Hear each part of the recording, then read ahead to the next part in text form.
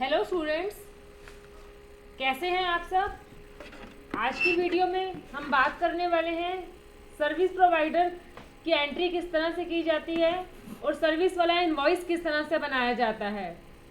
तो उससे पहले अगर आप हमारे चैनल पर नए हैं तो आप हमारे चैनल को सब्सक्राइब कीजिए, हमारी वीडियो को लाइक कीजिए और अपने नोटिफिकेशन ऑन रखिए ताकि आपको नए नए अपडेट्स मिलते रहें। और पूरी नॉलेज के लिए वीडियो को अंत तक देखना ना भूलें। तो चलिए शुरू करते हैं आज की वीडियो के ऊपर। टॉपिक जो हमारा है, सर्विस की बिल की एंट्री किस तरह से की जाती है। पहले की वीडियो में मैंने आपको सेल के बिल की एंट्री करना बताई है कि सेल इनवॉइस किस तरह से टैली प्राइम में से बनाया जाता है। आज हम बात करने वाले हैं जब कोई कंपनी सर्विस प्रोवाइड करती है या कोई किसी तरह की कंसल्टेंसी देती है तो उस केस में हम बिल कैसे बनाते हैं और उसकी हम एंट्री किस तरह से करते हैं। देखिए, इसके लिए दो और तरीके हैं। अगर तो आपकी कंपनी सिर्फ सर्विस प्रोवाइड कर रही है तो उसके लिए हम क्या करेंगे, यहाँ पे टैली में अपनी कंपनी खोलने के बाद F11 करेंगे। F11 करके यहाँ पे एक आपको ऑप्शन दिख रहा है मेंटेन इन्वेंट्री, इसको हम नो कर देंगे और अकाउंट्स विद इन्वेंट्री को भी नो कर देंगे। तो इससे क्या हो जाएगा, यहाँ पे आपका सिर्फ मेंटेन अकाउंट जो है आपका येस आएगा। तो इस तरह से आप ये ऑप्शन नो करके सेव कर देंगे। सेव करने से जब आप वाउचर्स के अंदर में जाएंगे, F8 करेंगे तो ये देखिए यहाँ पे आपका पर्टिकुलर्स आ रहा है। अभी तक हमारा यहाँ पे आइटम नेम आता था, तो देख रहे हैं आपके सामने पर्टिकुलर्स आ रहा है, यानी हमारा ये अकाउंटिंग इनवॉइस आ रहा है। इसी का दूसरा ऑप्शन है, अगर आपकी कंपनी सेल के बिल भी बनाती है और सर्विस के बिल भी बनाती है तो उस केस में क्या है कि आप F11 में इस ऑप्शन को यस ही रहने देंगे और यस करने के बाद जब आप वाउचर्स के अंदर में जाएंगे और यहाँ पे F8 करते हैं तो देखिए आपके पास नेम ऑफ आइटम आ रहा है। अब आपने अगर आइटम वाला इनवॉइस बनाना है तो इसमें बन जाएगा, अगर सर्विस का बनाना है तो उसके लिए हम यहाँ पे क्या करेंगे, यहाँ पे आपको दिख रहा है चेंज मोड। चेंज मोड में H के नीचे डबल लाइन है, तो आप चेंज मोड के ऊपर भी क्लिक कर सकते हैं या कंट्रोल H करेंगे। कंट्रोल H करने से क्या है कि आपको ये देखो लिस्ट ऑफ मोड्स आ रहा है कि आप जो इनवॉइस का मोड क्या रखना चाहते हैं, item invoice, accounting invoice, as a voucher. तो उस केस में हम क्या करेंगे कि जब हमें आइटम वाली एंट्री करनी है तो हम आइटम इनवॉइस पे क्लिक कर देंगे और जब हमें सर्विस वाली करनी है तो हम अकाउंटिंग इनवॉइस पे कर देंगे। तो यहाँ से हम अकाउंटिंग इनवॉइस पे गए तो देखिए इसने यहाँ से आइटम हटा के पर्टिकुलर्स दिखा दिया। तो चलिए अब हम एंट्री शुरू करते हैं। एंट्री किस तरह से होगी, सबसे पहले यहाँ पे हम एक कंपनी का नाम क्रिएट करते हैं जिनको हम सर्विस प्रोवाइड कर रहे हैं। तो यहाँ पे हमने कंपनी का नाम दिया, उसका ग्रुप दिया सन्डी डेटर्स, यहाँ पे उस पार्टी का एड्रेस दे दिया जो भी उसका एड्रेस है, और यहाँ पे उस पार्टी का हम GST नंबर दे देंगे।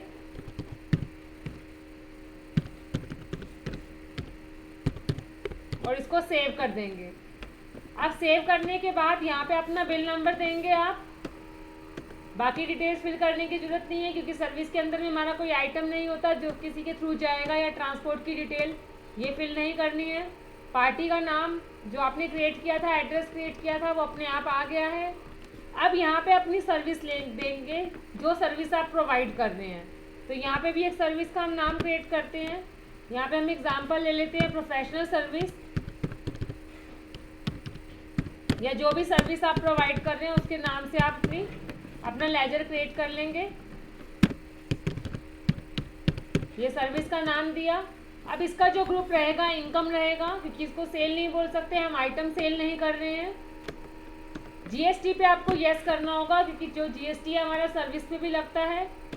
GST पे यस करने के बाद यहाँ पे अपनी सेल को डिसाइड कर लेंगे। नेचर ऑफ ट्रांजैक्शन में सेल को टैक्सेबल दिया, कितने % टैक्स लग रहा है उसका रेट दे देंगे। यहीं पे आप F12 कर सकते हैं। अगर आप कोई सर्विस, जैसे हम आइटम के केस में HSN नंबर डाल देते हैं, सर्विस के केस में हम सर्विस अकाउंटिंग कोड नंबर देते हैं। तो यहाँ पे हम ऑप्शन हमारा अगर इनेबल नहीं है तो यहाँ पे F12 करके HSN और सर्विस अकाउंट डिटेल को यस करेंगे।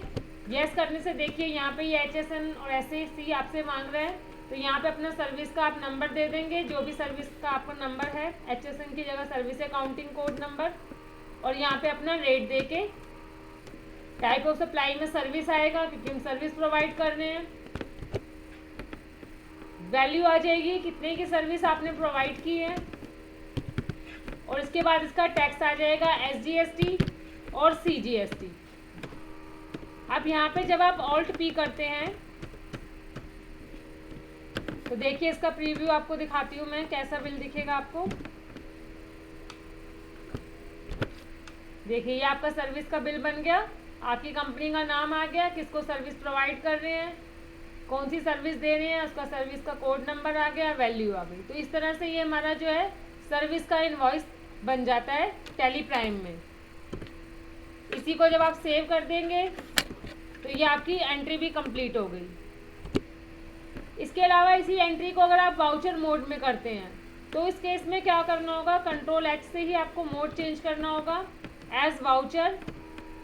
अब इसमें क्या करेंगे कि पार्टी को हम डेबिट कर देंगे और यहाँ पे अपना बिल नंबर दे देंगे।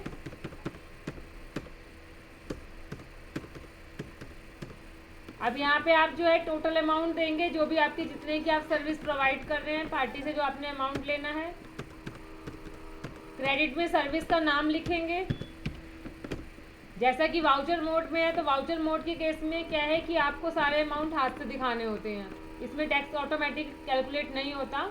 तो यहाँ पे आपने पार्टी का नाम लिखा, 2 में सर्विस लिख दिया, इसके बाद आपका SGST, उसका अमाउंट भी आपको चेंज करना होगा, और CGST। तो ये हमारा वाउचर मोड के थ्रू एंट्री होती है। तो बट इस केस में क्या है कि आप इसका इनवॉइस का प्रिंट नहीं निकाल सकते।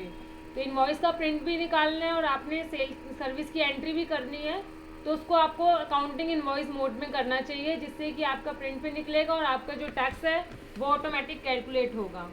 इसी तरह की और नॉलेज के लिए हमारे साथ जुड़े रहिए। Thank you.